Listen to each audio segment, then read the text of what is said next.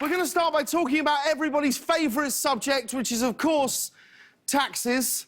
Over the weekend, Donald Trump's private tax documents were leaked to the New York Times, showing that in the year 1995, he posted a loss of $916 million. I know. The only people with a more embarrassing loss in 1995 were the prosecution team in the O.J. Simpson trial. He lost $1 billion. Right now, Gary Busey is like, hold up, wait, didn't you fire me on Celebrity Apprentice for losing the Snapple challenge?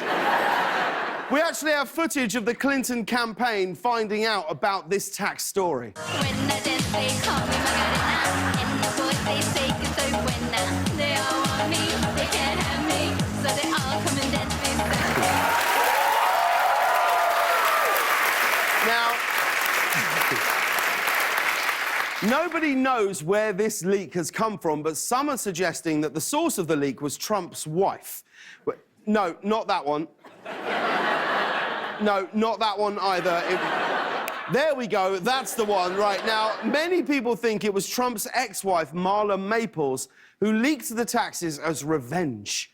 Like, even Beyoncé was like, now that is making lemonade.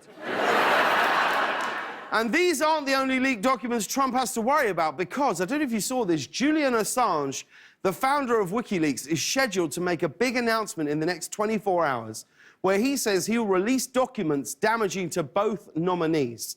People are calling it the October surprise. Which I don't like as a name. I don't. Is October surprise the most ominous title we can give this? Like, October surprise doesn't sound sinister. It sounds like your aunt's recipe for a squash casserole. I add a little nutmeg. That's what the... Assange says he has secret information about both Donald Trump and Hillary Clinton, and that information may drastically change people's views of these candidates. To which Americans replied, wait, you mean it's going to make us like them? Now, he was originally going to make this announcement from the balcony of the Ecuadorian embassy in London, but has since rescheduled it. I can't believe he rescheduled the October surprise. You can't reschedule a super surprise, Julian. That would be like me texting my wife going, hey, honey, your surprise birthday party has been moved to Saturday. Linda had a thing.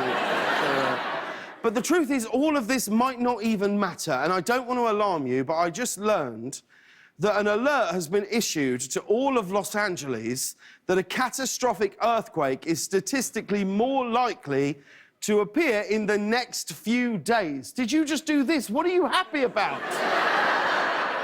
Do you know what an earthquake is? Let's just get it over with. Just get it out. No! No, Reginald, no!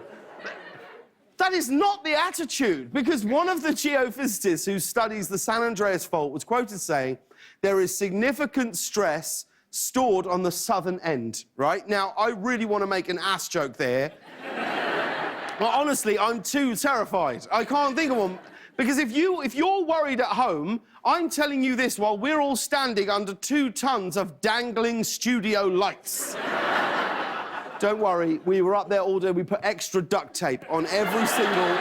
It's going to be fine. Now, in all seriousness, I do actually have to tell you this, in all seriousness, that if there is a disaster, we have to make sure that we in the studio are prepared and have a plan, OK? So here's what we have to do, and I'm serious. In the event of an earthquake, everyone here in the studio, you must do 3 things. You must remain calm, put your hands over your head.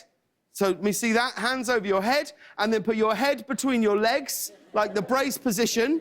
That's right, and you do that, and you stay in that position until I am out of the studio. Just keep the exits clear. After that, do whatever you want. I don't care.